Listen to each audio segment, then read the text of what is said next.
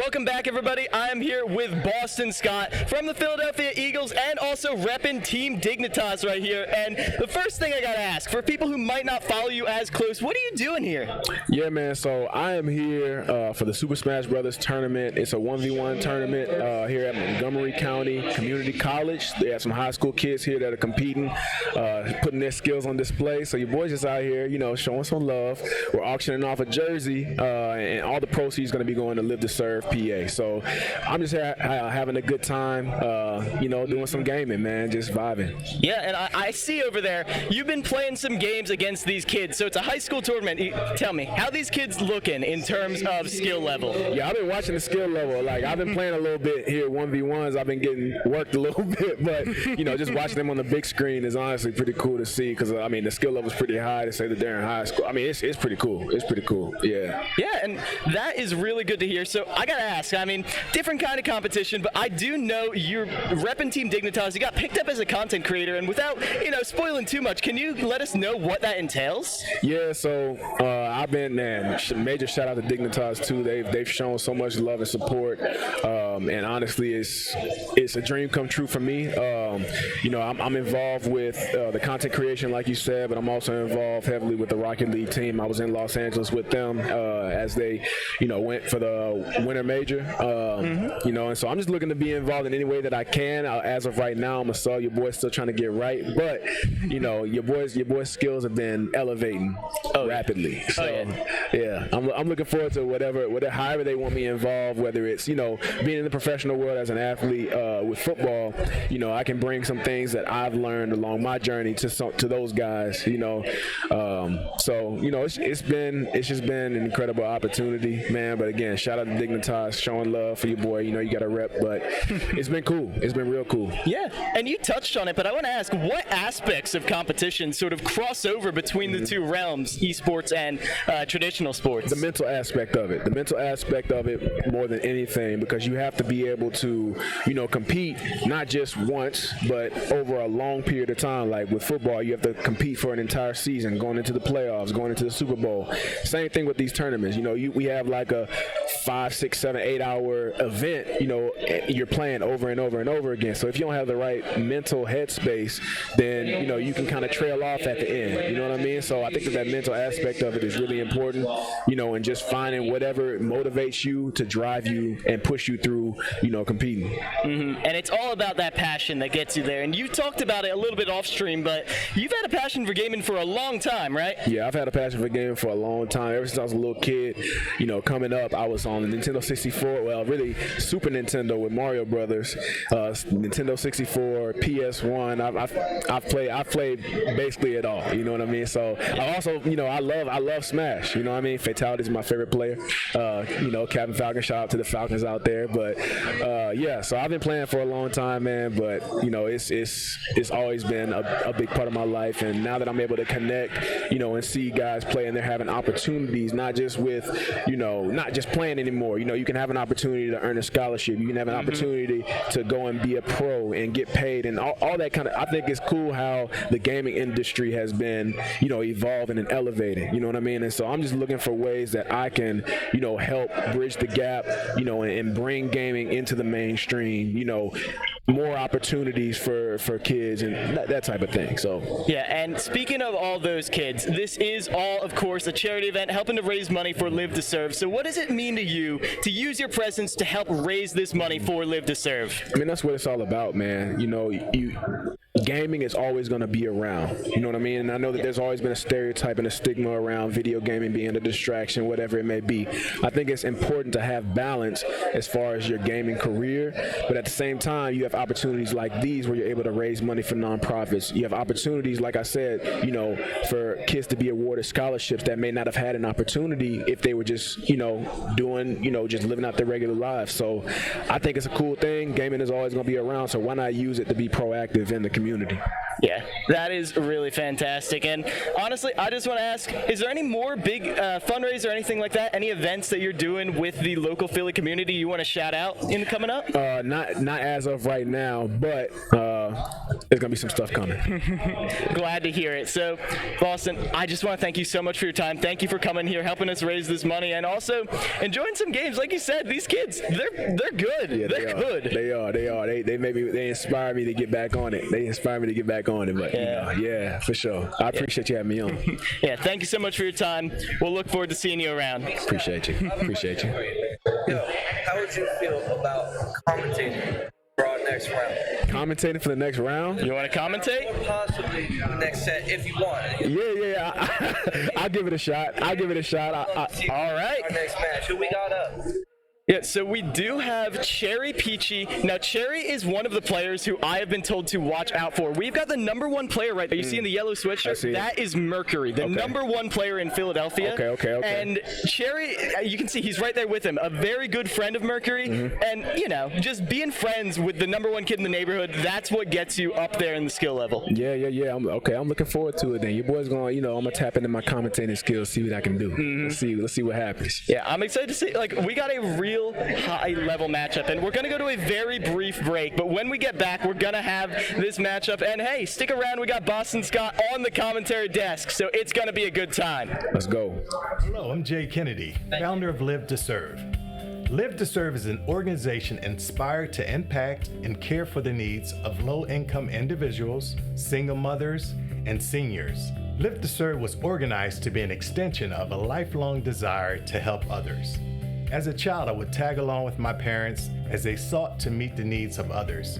It didn't matter how long it took to get there, how often an individual would need help, how much it cost, or where it was located. My parents were willing to give, serve, and sacrifice. And that's my passion too, to care for the needs of others. At Live to Serve, you're not just a name on a piece of paper. You have a story, and your story matters to us. It is our mission to meet an individual's need, leading them to an opportunity, a more defined outlook on life, and a strong, well-suited position. Here are 3 ways you can consider contributing to Live to Serve. 1, be a volunteer at one of our future projects. 2, offer your services to help behind the scenes with the administrative responsibilities. And 3, give a financial contribution. It's really that easy, and you can do it right on our website. We look forward to partnering with you as we care, as we connect, and as we serve. Thank you, and God's love.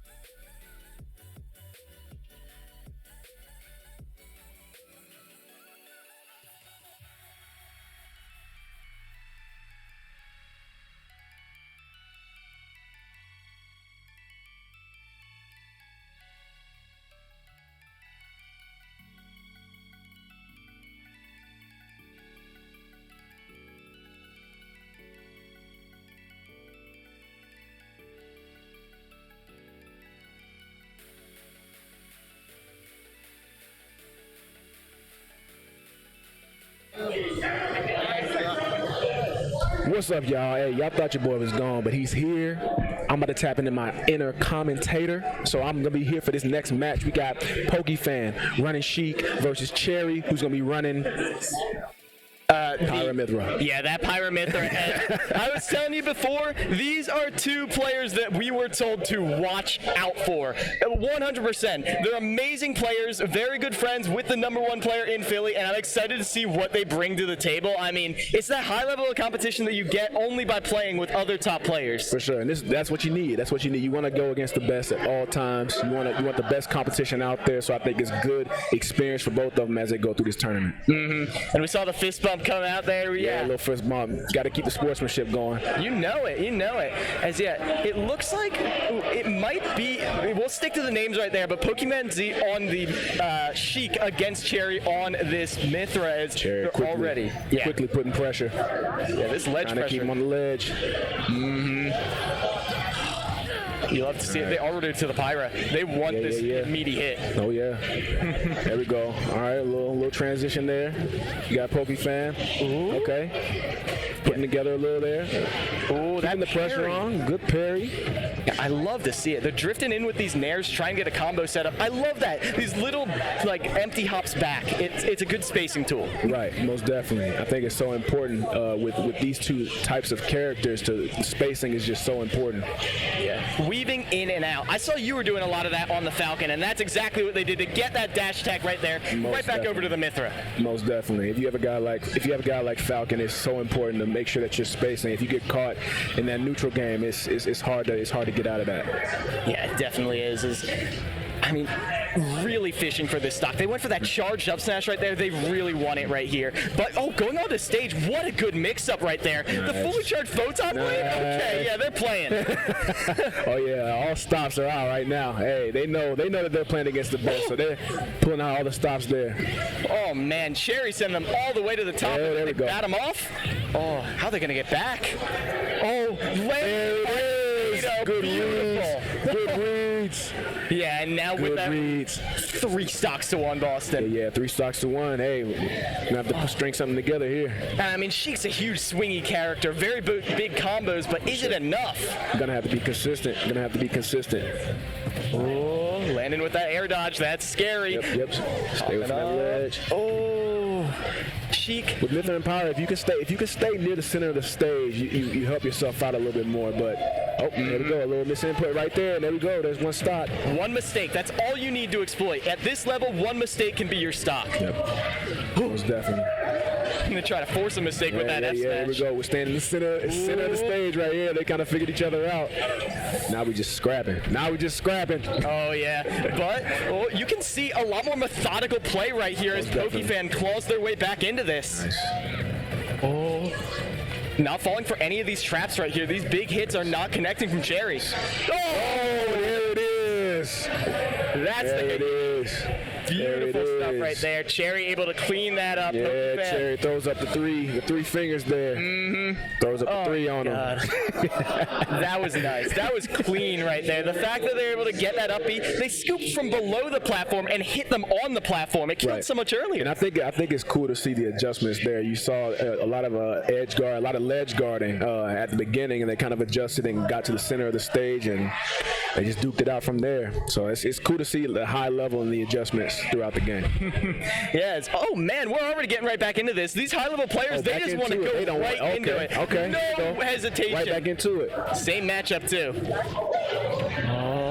What I'm looking for right here is how this early percent goes. If Pokefan is able to get these confirms we saw towards the end of the game, it's going to look a lot better. As look at this, they're pressuring them at the ledge. Yep, Cherry can't do anything. There it is.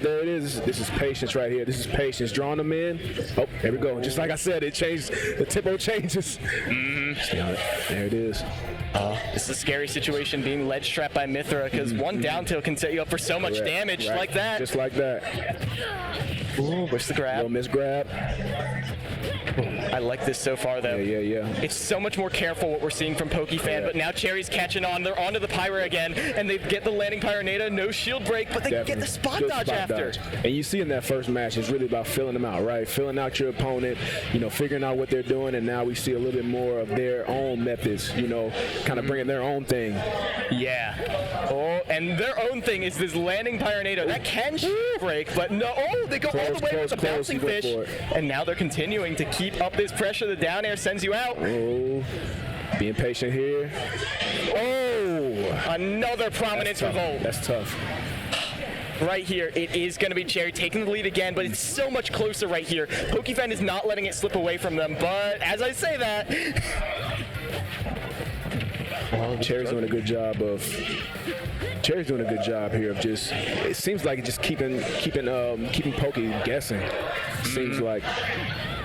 Yeah, they definitely are. As these landing nairs, that's one of Mythra's best starting tools, but all you need is that down tilt to get them in the air. The juggling. It is. Oh, even with Sheik's mobility, it's still so hard to get the landing against Pyra/Mythra. And that's why the Sheik is staying on the ground. You know what I mean? They know that if they're up in the air, they're susceptible to where Pyra and Mythra really turn up. Oh, look at this. They're just throwing out the legs. The backhand will not connect. There it is. Finally. Staying on the ground. Ground game. That's 100% it. But now you got to get off the ledge somehow. You want to get back to that ground, but when you go to the ground, Tough. Stock finish, 2 stocks to 1 right here for Cherry. Oh man, it's getting really dicey. Cherry's almost inviting Poke to get up on the platform. Come on up. The water's just fine. Come on up and check me out real quick. Yeah, and then they grab your ankle and they yank him right down. And these drag downs right there, that's exactly what we see PokeFans going for, because it sets up for so much for Sheik, those drag downs. Right. Oh, the province of Roll. That's how that last game ended, but you know PokeFan not going to make the same mistake twice.